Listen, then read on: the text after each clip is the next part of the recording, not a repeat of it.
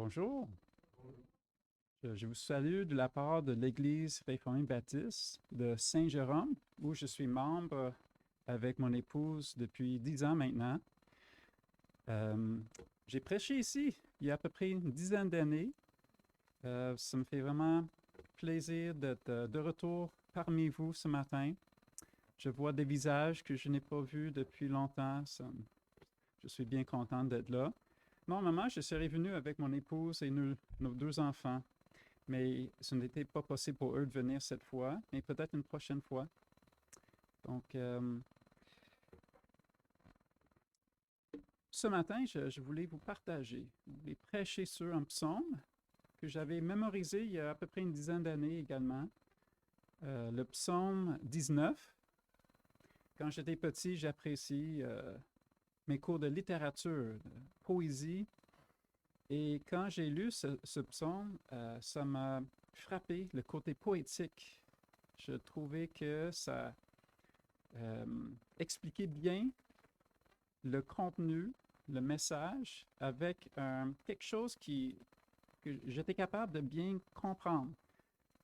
Donc, ça parle de la révélation de Dieu, quelque chose de très important pour les chrétiens qu'on voit dans la nature. Euh, Moi, je n'ai pas grandi au Québec. Je suis enfant de missionnaire, j'ai grandi en Asie et aux États-Unis. Et il faisait plutôt chaud tout le temps quand j'étais jeune. Là, j'arrive ici, puis c'est pas tout à fait ça, à part l'été. Donc, on a moitié froid, moitié chaud à peu près hein, au Québec, surtout cette année. J'aime l'hiver, mais quand le printemps arrive, oh, ça fait du bien. Je pense que tout le monde est comme ça. Moi, j'apprécie, je vois les bourgeons sur les arbres, les feuilles, les fleurs. Wow, c'est quelque chose. Nous habitons une belle planète, n'est-ce pas? Si nous parcourions la Terre au complet, nous serions témoins de toute une collection de roches, de mers, de montagnes, d'animaux, de plantes et d'humains. Un tel voyage prendrait beaucoup de temps parce que la Terre est tellement grande. Et si on contemple l'étendue de l'univers avec ses myriades de galaxies, on reste époustouflé. Voici ce qui est frappant face à la grandeur de l'univers. Dieu nous a créés en son image et nous a placés ici selon sa bonne volonté. Il a toujours eu un plan pour l'humanité et il nous a communiqué ce plan dans sa parole. Dans ce sermon, nous allons méditer deux sortes de révélations de Dieu. La première, la révélation générale. C'est tout ce que la création nous communique sur Dieu. Et puis la révélation spéciale, la communication de Dieu en forme écrite, la Bible. Excusez-moi.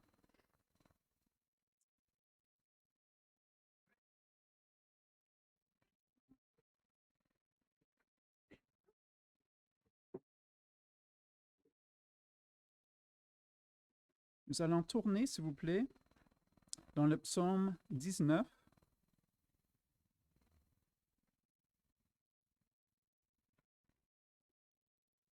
Le psaume 19.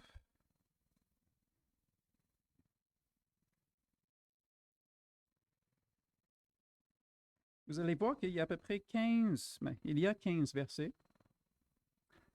J'aimerais faire comme un parcours pour qu'on puisse voir le psaume au complet. Donc, on n'ira pas de façon profonde dans chaque verset, parce que quand je l'ai mémorisé, c'était tout le psaume. Donc, pour moi, c'est un psaume au complet.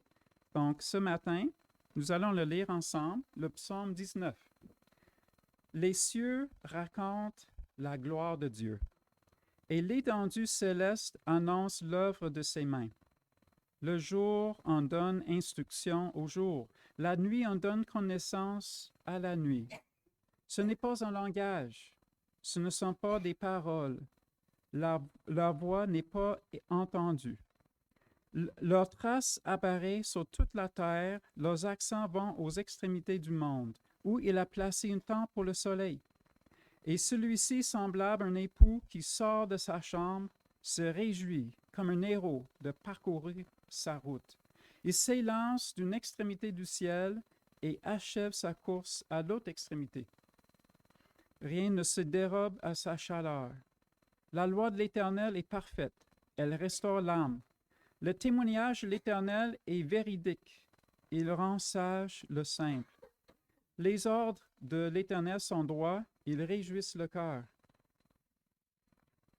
Le commandement de l'Éternel est limpide, il éclaire les yeux. La crainte de l'Éternel est pure, elle subsiste à toujours. Les ordonnances de l'Éternel sont vraies, elles sont toutes justes. Plus précieuses que l'or, même que beaucoup d'or fin, plus douces que le miel, même que le miel qui coule des rayons. Ton serviteur aussi en est averti. Pour qui les observe, l'avantage est grand. Qui connaît ses fautes involontaires? Pardonne-moi ce qui m'est caché. Préserve aussi ton serviteur des présomptueux, qui ne dominent pas sur moi. Alors je serai intègre, innocent de péché grave.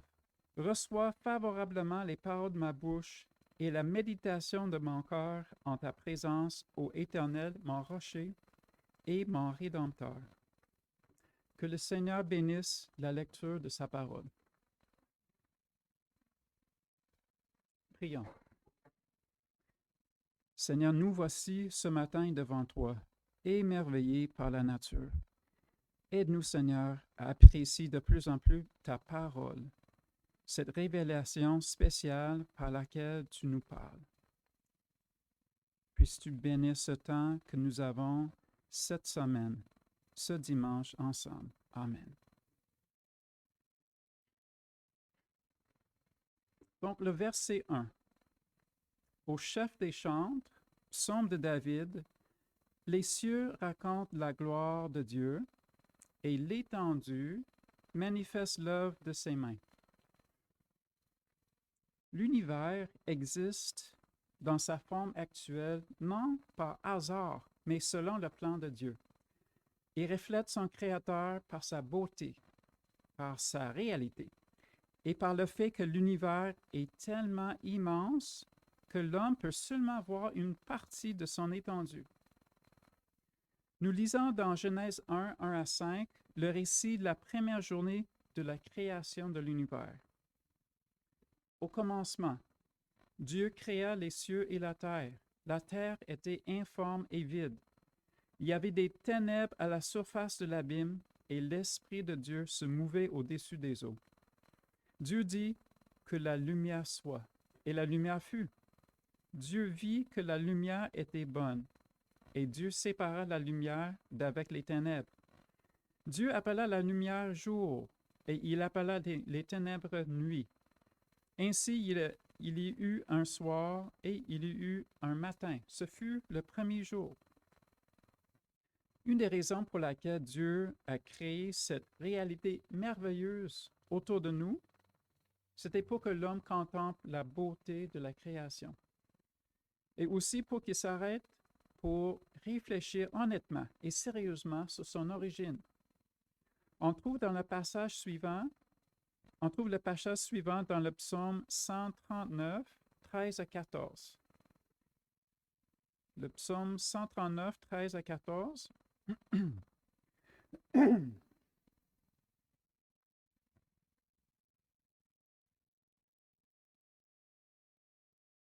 C'est toi qui as formé mes reins, qui m'as tissé dans le sein de ma mère. Je te loue de ce que je suis une créature si merveilleuse. Tes œuvres sont admirables. Mon âme le reconnaît bien. Les scientifiques ont compilé une liste de 75 éléments qui doivent être présents pour que la vie soit possible sur la Terre. Par exemple, la Terre se trouve à environ 150 millions de kilomètres du Soleil. Si elle se trouvait à quelques millions de kilomètres plus proche du Soleil, il ferait trop chaud, la vie ne serait pas possible. En considérant ce type d'éléments et toutes les 75 ensemble, la probabilité scientifique que la vie existe sur la Terre est tellement petite qu'elle serait considérée comme pratiquement nulle. Qu'est-ce qu'on doit faire avec cette information? Nous, les chrétiens, on dirait, ça montre que la création est l'œuvre de Dieu. Rendons donc gloire à notre Créateur. C'est triste que la plupart des gens dans notre société, aveuglés par le péché, font tout pour éviter de mettre Dieu dans l'équation. Dire que Dieu a souverainement créé l'univers implique la possibilité, n'est-ce pas, d'une relation entre l'homme et le Créateur. Et je pense que tout le monde comprend qu'une relation exige une obligation des deux côtés. L'homme, voulant agir selon ce qui lui semble bon, préfère ignorer les situations qui lui exigent l'humilité et la soumission. Le verset 3. Le jour, on instruit un autre jour. La nuit, on donne connaissance à une autre nuit. L'auteur utilise une description poétique ici pour décrire la communication des jours et nuits. Pour nous qui avons des enfants, nous avons l'opportunité de leur faire découvrir toute la diversité et la richesse qui existent dans l'univers.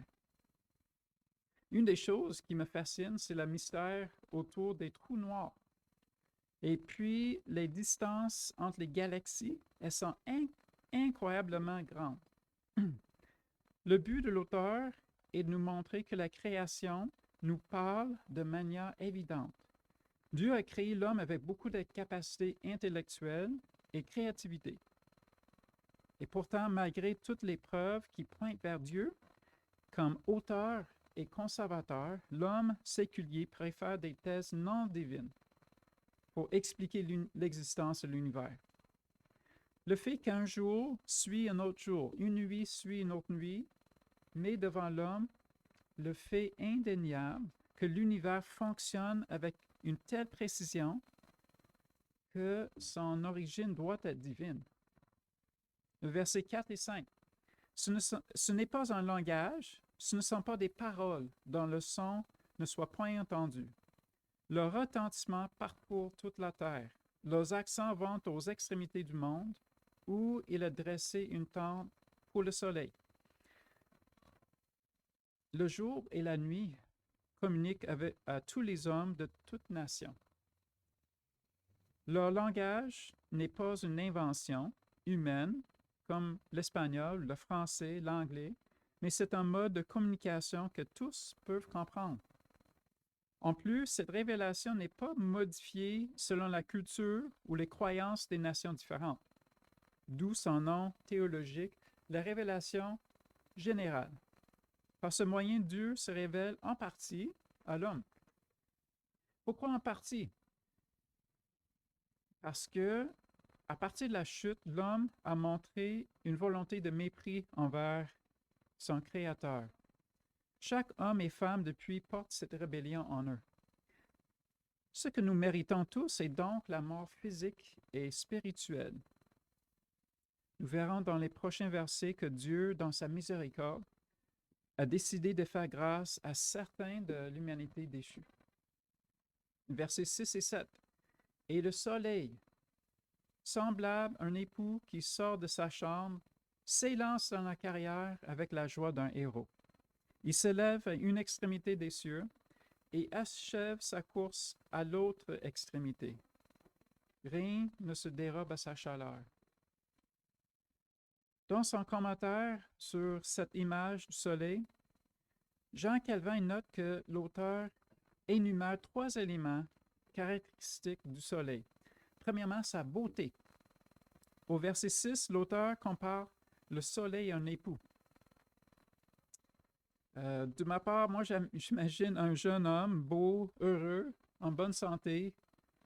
Le deuxième élément du soleil qu'on voit chez l'époux, c'est son aspect sportif.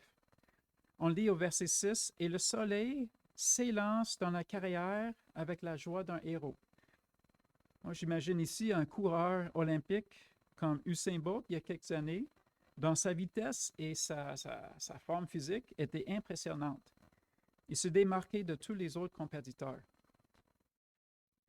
Et puis, troisièmement, excusez-moi, je vais juste boire un peu d'eau.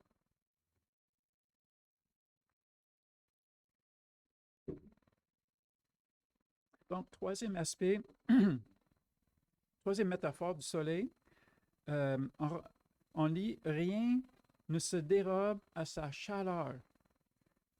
On peut se rappeler que cette métaphore sert d'enseignement sur l'étendue de la révélation générale de Dieu. Donc, David parle ici de la chaleur que le soleil dégage, qui peut bénir et également brûler les résidents de la terre. Il fait un lien entre la chaleur du soleil et la révélation générale qui communique la réalité de Dieu et la responsabilité qui en découle. Quelle est la responsabilité des hommes face à la révélation générale? Nous lisons dans Romains 1, 20. En effet, les perfections invisibles de Dieu, sa puissance éternelle et sa divinité se voient comme à l'œil depuis la création du monde. Quand on les considère dans ses ouvrages, ils sont donc inexcusables. L'homme qui ne croit pas en Dieu ne peut pas dire « Mais moi, j'ai vécu selon ce qui me semblait bon. Je ne savais pas qu'il existait quelqu'un d'autre, Dieu qui m'avait créé, qui avait de l'autorité sur moi. » Un seul regard vers le ciel rempli d'étoiles montre à n'importe qui qu'il existe un créateur. Peut-être n'importe qui réfléchit. Nous venons de voir le premier point de ce sermon, que Dieu communique à tous les hommes par la création, les rendant sans excuse pour leur incroyance et rébellion envers lui. Nous allons voir maintenant la deuxième sorte de communication divine et pour qui elle est destinée. Le verset 8, 9, 10. La loi de l'Éternel est parfaite. Elle restaure l'âme. Le témoignage de l'Éternel est véritable. Il rend sage l'ignorant. Les ordonnances de l'Éternel sont droites. Elles réjouissent le cœur. Les commandements de l'Éternel sont purs. Ils éclairent les yeux. La crainte de l'Éternel est pure. Elle subsiste toujours. Les jugements de l'Éternel sont vrais. Ils sont tous justes. Avant de parler de cette description de la parole de Dieu, prenons un peu de recul. La Bible. De quelle sorte de livre a-t-on affaire? Un autre nom que nous utilisons pour ce livre, c'est les Saintes Écritures. Le mot sainte nous indique son statut spécial. Les mots que la Bible contient doivent être considérés comme les paroles de Dieu. Dieu a choisi ce moyen pour se révéler à ses enfants. J'aimerais que vous remarquiez la relation spéciale que l'homme avait au début avec Dieu. Nous lisons dans Genèse 1, 27. Genèse 1, 27, que Dieu a créé l'homme et la femme en son image. Au verset suivant, on lit « Dieu les bénit, et Dieu leur dit, soyez féconds, multipliez, remplissez la terre et l'assujettissez. » Au chapitre 2, Dieu a donné un ordre directement à Adam, l'interdisant de manger de l'arbre de la connaissance du bien et du mal. Et puis, si on passe au chapitre 3, 8, dans Genèse, on lit « Ils entendirent la voix de l'Éternel Dieu qui parcourait le jardin vers le soir. » Peut-être que vous avez remarqué un aspect qui était différent au temps où il n'existait que quelques humains.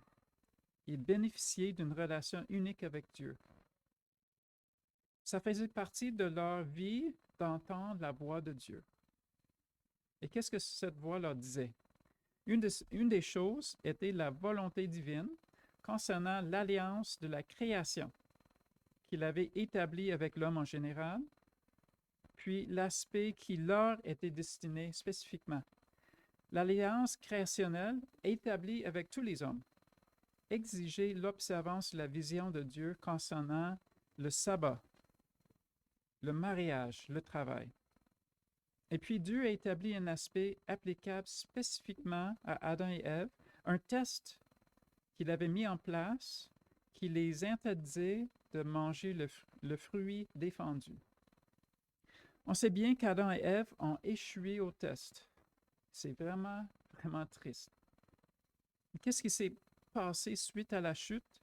Dieu a chassé Adam et Ève du jardin. En même temps, Dieu a mis fin à la relation entre lui et l'homme telle qu'elle était au début. On lit au chapitre 4 que l'homme continue dans son péché et se tourne radicalement de sa relation avec Dieu vers sa propre volonté. Ainsi, Caïn rejette l'avertissement de Dieu de combattre la tentation de commettre le péché. Le résultat, c'est qu'il finit par tuer son frère. Mais tout n'est pas perdu, car on lit dans la Bible les récits de la création, de la chute, et puis de l'histoire de la rédemption en Jésus-Christ. Cela nous montre que Dieu a pris la décision d'intervenir pour rétablir une communication avec les élus.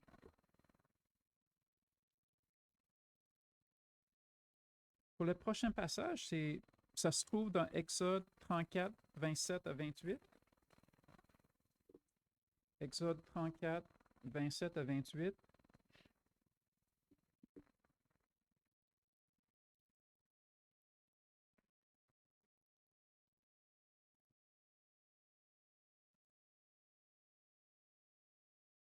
L'Éternel dit à Moïse, « Écris ces paroles, car c'est conformément à ces paroles que je traite alliance avec toi et avec Israël. » Moïse fut là avec l'Éternel 40 jours et 40 nuits. Il ne mangea point de pain et ne but point d'eau. Et l'Éternel écrivit sur les tables les paroles de l'alliance, les 10 paroles. Ce passage nous montre que c'est Dieu qui traite alliance avec son peuple. Et c'est également lui qui s'occupe de la communication qu'il voulait avoir avec son peuple. Une communication qui prendrait surtout une forme écrite. Revenons à l'analyse des versets 8 à 10 dans le psaume 19. Un passage où David se vante de la révélation de Dieu.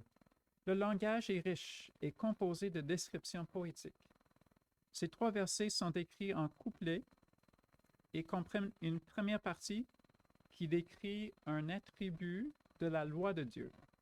Cela est suivi par une deuxième phrase qui détaille un bienfait qui en découle. Donc, on a une première phrase qui décrit un attribut, une deuxième qui détaille un bienfait. Prenons la première partie du verset 8 comme exemple. La loi de l'Éternel est parfaite. Elle restaure l'âme. Le lecteur comprendra que ce que Dieu révèle à ses enfants est sans défaut. L'homme ou la femme qui suit la loi de Dieu recevra le réconfort de leur âme. Est-ce qu'on doit comprendre que la personne qui fait un bon effort de suivre la loi finira par convaincre Dieu de sa bonté? Et puis, est-ce qu'on croit que le résultat sera que Dieu va le bénir spirituellement? Non, on sait que c'est non. Et pourtant, on voit que Dieu se sert de la loi pour bénir ceux qui le craignent. Par exemple, lisons la suite du verset 8. Le témoignage de l'Éternel est véritable, il rend sage l'ignorant. On voit que la personne qui apprend les préceptes de Dieu dans sa Bible se nourrit d'informations qui le rendent sage. Et cette sagesse lui apportera le réconfort de son âme. On ne prendra pas le temps d'analyser les versets 9 à 10 de la même façon détaillée. On va plutôt parcourir la première partie de ces versets. Cela nous montrera certaines des caractéristiques de la loi de Dieu. Elle est parfaite, véritable, droite, pur et vrai. Et dans la deuxième moitié de ces versets, on voit ce que la lecture de la parole de Dieu apporte aux croyants. Elle restaure l'âme, rend sage l'ignorant, réjouit le cœur, éclaire les yeux, subsiste à toujours et elle est juste. Wow! Le langage que l'auteur utilise dans ces 3 versets a incité certains commentateurs à croire que David parle ici surtout de la loi mosaïque. On se rappellera que la loi mosaïque était destinée au peuple d'Israël, à ceux qui étaient des véritables croyants et à ceux qui ne l'étaient pas. On pourrait penser que David parle ici de la loi mosaïque si on s'arrêtait à la première moitié des phrases, qui parle de la loi comme étant parfaite, véritable, droite, pure et vraie.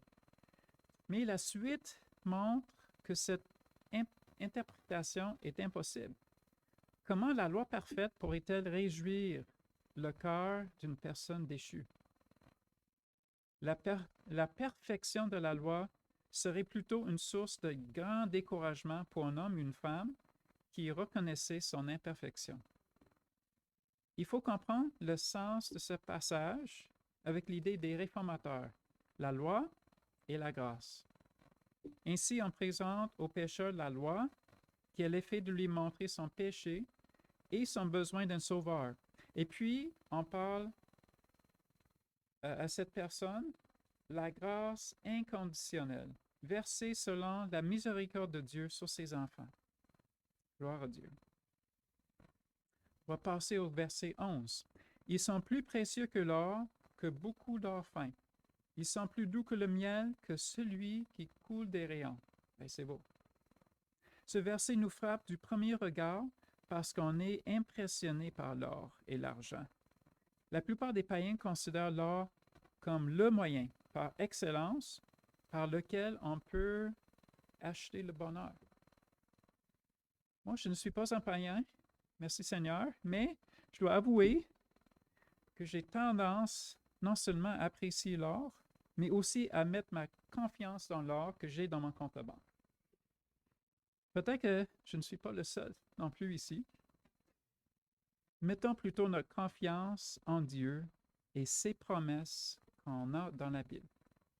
Dieu utilise également l'image du miel pour communiquer l'idée d'une nourriture que l'homme apprécie tant. Bien qu'un chrétien croie que la Bible est supérieure par-dessus toute autre communication, ce verset est un bon rappel de cette vérité. Quel est le bénéfice numéro 1 de l'appréciation et puis la méditation de la parole? C'est de mieux connaître notre Dieu et la rédemption en Jésus-Christ vers laquelle toutes ces pages tournent. C'est ce qui vaut le plus pour l'homme. Il ne s'agit pas de l'or. Le verset 12. Ton serviteur aussi en reçoit instruction. Pour qui les observe, la récompense est grande. La révélation spéciale, la parole de Dieu, dans sa forme écrite, apporte maintes bénédictions aux croyants. David dit ici qu'une de ces bénédictions est qu'elle instruit l'homme. On peut nuancer le mot instruction en ajoutant que le croyant qui est instruit va bénéficier d'une meilleure capacité de rester éveillé, c'est-à-dire discerner quelle est la volonté de Dieu. On la compare donc avec sa conduite personnelle, et puis on peut se ramener vers un agissement qui est en règle selon la Bible. Et quel sera le résultat d'une telle vie réglée selon la Bible? David répond à cette question dans la deuxième moitié du verset. Pour qui les observe, la récompense est grande. Eh bien, la récompense la plus grande pour le croyant qui aligne sa vie selon la vision biblique et spirituelle, le salut éternel. Cette récompense vient avec les efforts, avant les efforts que fait le croyant en vue de la sanctification. Elle lui est donnée, basée sur la foi en Jésus-Christ, cette foi étant donnée par le Saint-Esprit.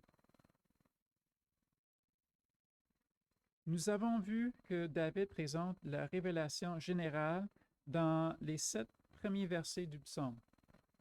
Et puis, il donne une réflexion sur la révélation spéciale du verset 8 à 12.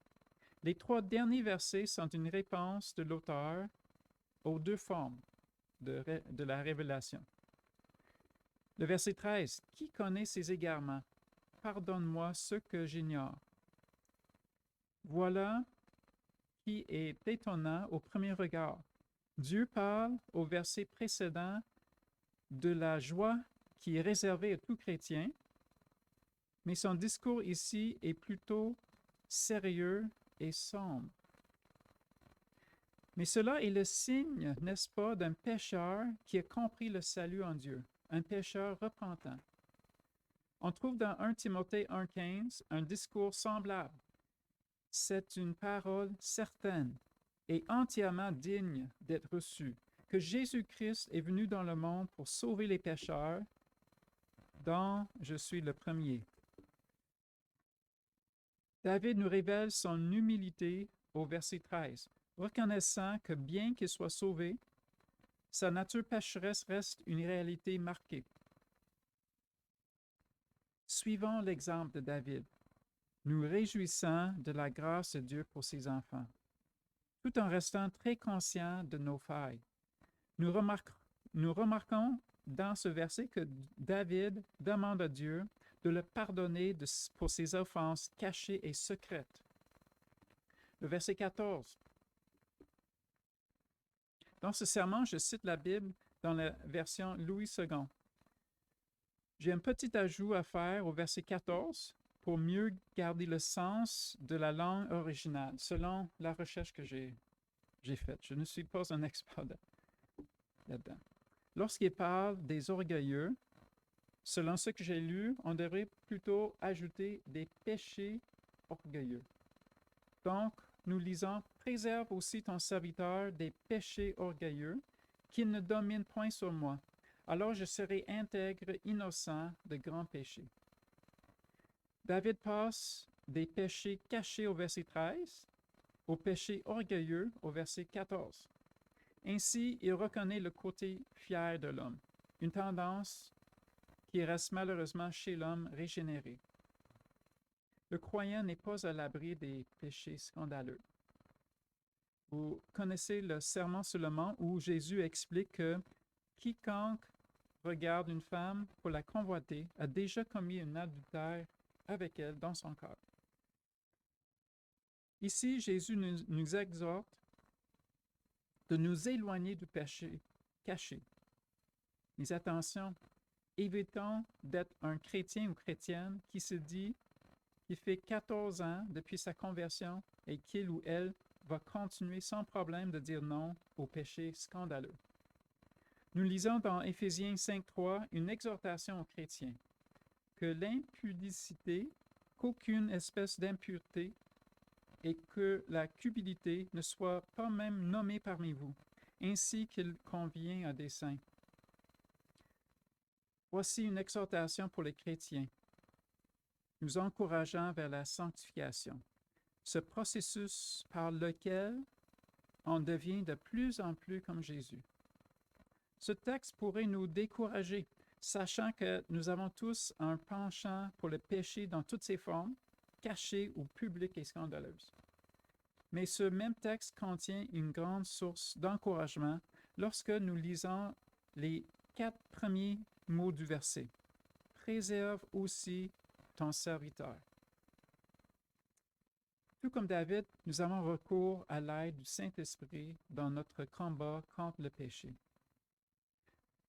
Le verset 15. « Reçois favorablement les paroles de ma bouche et les sentiments de mon cœur, ô Éternel, mon rocher et mon libérateur. » Ce dernier verset sert d'excellente conclusion à ce psaume. Nous avons vu dans les 12 premiers versets l'énumération de plusieurs bénédictions qui sont le résultat de la communication divine. Et puis dans les versets 13 et 14, David avoue son incapacité de plaire à Dieu par ses propres efforts. Il implore Dieu de l'aider à ne pas tomber dans la tentation. Et puis, dans ce dernier verset, David demande à son Créateur de transformer ses paroles et ses sentiments en ce qui, lui, est acceptable. Ces derniers mots de louange montrent la confiance qu'il a en Dieu. Ô Éternel, mon rocher et mon libérateur. Nous, les croyants, sommes exhortés dans 1 Pierre à être toujours prêts à vous défendre avec douceur et respect devant quiconque vous demande raison de l'espérance qui est en vous. Une façon de faire cela avec quelqu'un qui ne croit pas est peut-être sur une discussion sur la nature. Cette discussion tournera possiblement vers le sujet de son commencement. C'est là un point qui doit nécessairement amener la discussion vers Dieu comme Créateur. Et à partir de ce point, on aura l'opportunité de parler du sujet central de notre foi, la vie, la souffrance, la mort, la résurrection de Jésus-Christ. J'ai beaucoup parlé de la révélation spéciale, la parole de Dieu. Jean commence son évangile en décrivant Jésus-Christ comme la parole qui était avec Dieu au début. C'est cette parole de vie que nous sommes appelés à annoncer partout dans le monde pour que beaucoup puissent connaître la grâce et l'amour de Dieu. Ce psaume nous sert de modèle de la réflexion que le chrétien devrait faire sur son Créateur. Reconnaître la création comme véhicule de communication divine aux hommes de manière générale et puis aux chrétiens de manière spéciale. Et puis suit une appréciation de la parole de Dieu, la source de vie spirituelle pour nous les élus. À la fin du psaume 19, David demande à Dieu de l'aider dans sa quête vers la sanctification. Et finalement, à la fin, Dieu rend gloire à Dieu. David rend gloire à Dieu, excusez-moi. Rendons grâce à Dieu pour sa création. Rendons grâce à notre Créateur qui nous a communiqué son amour par le sacrifice de Jésus-Christ sur la croix. Amen.